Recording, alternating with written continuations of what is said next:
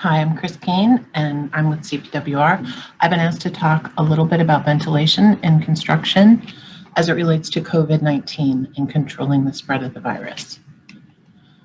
But first, a little bit about CPWR. We have 3 program areas where we operate. We're a nonprofit established by North America's building trades unions to do work in construction, safety, and health. And our 3 major programs are research, training, and service. Our research program is funded by NIOSH through a multi-year cooperative agreement where we serve as NIOSH's National Construction Center. Our training program is largely supported by NIOSH out of NIH, where we train construction workers in hazardous waste, cleanup, and other safety and health hazards in construction. And our service program is largely funded by the Department of Energy, where we offer medical surveillance programs for workers who are formerly employed in our nation's nuclear weapons complex to look for those types of diseases and cancers that are common with that type of work. Our National Construction Center, an NIOSH-funded research program, consists of 13 individual topics that range from applied research to practice. We operate a robust data center, and we have a large communication and outreach program. These are multi-year research projects, and right now we're in year 2 of our 5-year cooperative agreement. You can see on the slides that my co-presenter is a PI on one of those research projects. We call it PTT diffusion as it relates to controlling health hazards through prevention methods, and she will be talking about that. When COVID hit the construction industry, we stood up a number of activities to address the issue, and all of our activities are driven by questions and queries we get from the construction industry. And it started with, how do we implement the CDC guidance that was coming out? So one of the ways that we're spreading the word on how to control COVID is through our webinar series. We just completed our 20th webinar in this series. So we were doing them as often as twice a month over the last 14 months. And we have had over 16,000 participants in those webinars. These webinar topics are varied from all of the elements related to COVID that you hear about and that you're working to control. And they're driven by questions we get. When folks register for these free webinars, they have the opportunity to ask questions. And we watch those questions and we categorize them and we determine what new content we need to put out in our webinar. The last one we just did was with the director of NIOSH, Dr. John Howard, and he actually helped us with our first one as well. So we're very happy with these. They're all available on our YouTube channel that can be found through cpwr.com, as well as the clearinghouse. Early in the pandemic, we stood up the clearinghouse, the COVID-19 construction clearinghouse. It's at this website that's flagged on this screen. And in it, we started to categorize all the information that we could find that was really just related to construction. A lot of that in the beginning had to do with different requirements that we saw coming out of states. So we wanted to give construction employers a place to go to kind of track those requirements around the country. But also, as the pandemic has evolved, the different topics we've included, most recently ventilation and vaccination. But things about training, recommendations, safety in action, which were real examples early on in the pandemic about how construction employers were implementing some of the guidelines that were coming out of CDC. So everything related to COVID-19 can be found through this clearinghouse. Also, we were asked to help employers create exposure control plans. If any of you are familiar with our website on Silica, silicasafe.org, one of the popular features on that site is a free planning tool where employers can create a silica exposure control plan. And some of the folks in our industry asked us to do the same thing for COVID-19. So at this website, which is linked both through cpwr.com and the COVID clearinghouse I just mentioned, employers can create a plan in 4 steps. It's very easy. You don't have to register or record your name, let you answer a series of questions and identify what controls you have in place and how you're dealing with the hazard. And then it spits out a written plan to help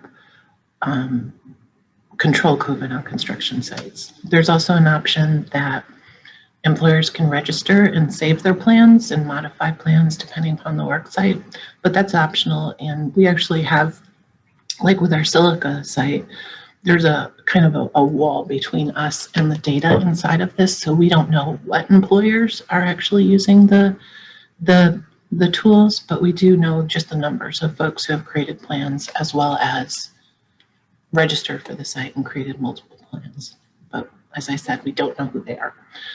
So it's definitely confidential and free to use. Some of the resources we've developed include infographics and toolbox talks on COVID-19.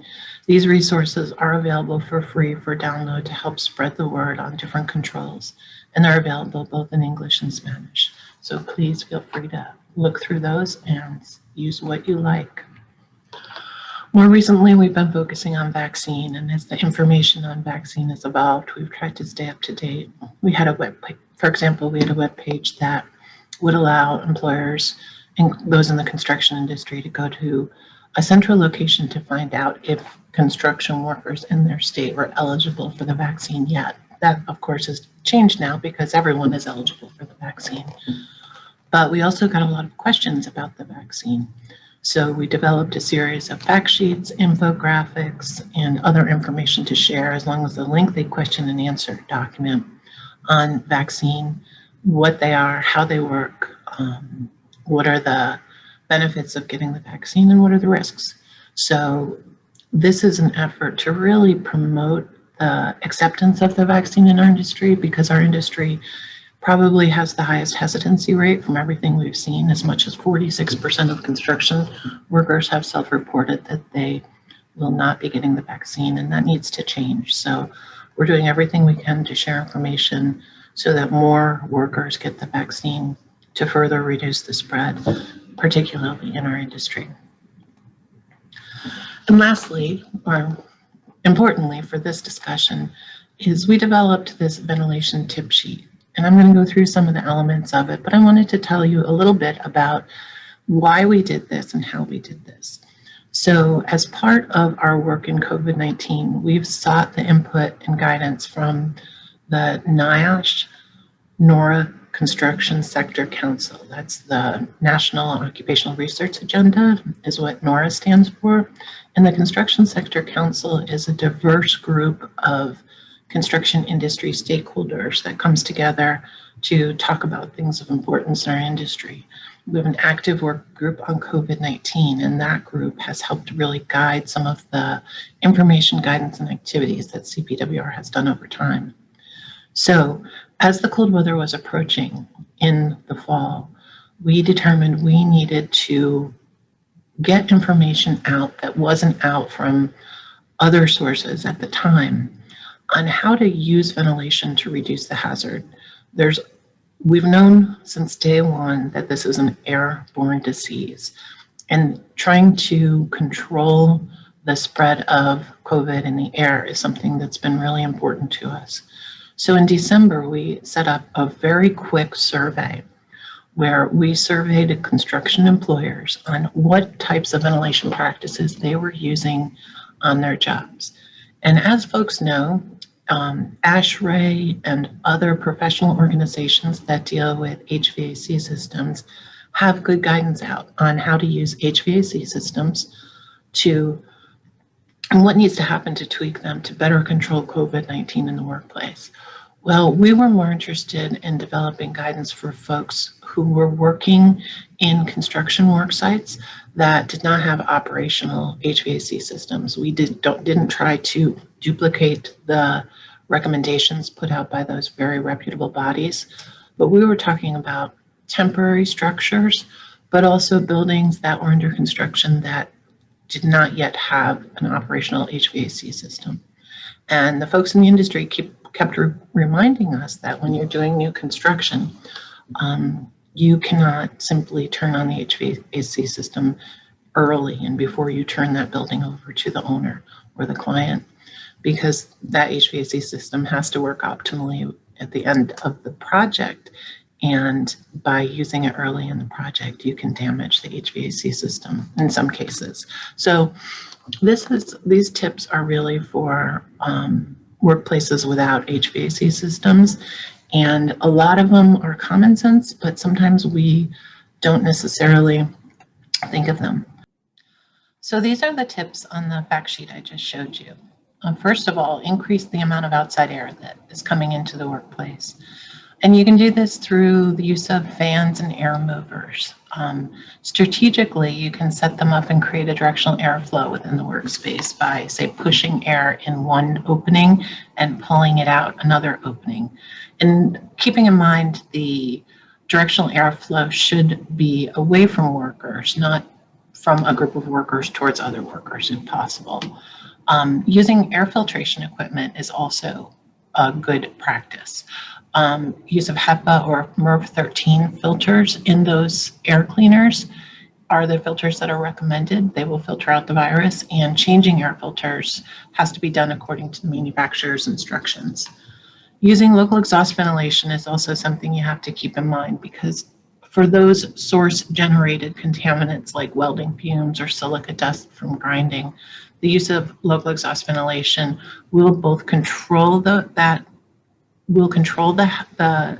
hazards that are being generated at the task level, but also serve to move air away from workers. Carbon dioxide monitoring is something that we've seen used when we're thinking about how to control and increase the amount of fresh air in a space. Carbon dioxide is present in outside air between 250 and 400 parts per million.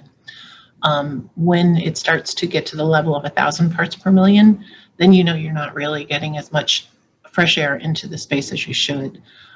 Carbon dioxide is something we breathe out, so it's just kind of an indicator that we're not introducing a lot of fresh air into the space when it gets much above 1,000. Also, when you think about using air moving devices, you want to clear evacuation routes. Make sure that they're not blocking how folks need to get out of a space if there's an emergency. And then there's a whole way of looking at ventilation when you think about the air changes per hour. Minimally 6 air changes per hour is thought to be sufficient to reduce the hazard from COVID-19. And there's lots of online free tools on how to calculate the air changes per hour based on the volume of the space and how much air is moving in and out of the space from the ventilation equipment used. And those are the tips on the tip sheet, and I'm happy to answer any questions about it.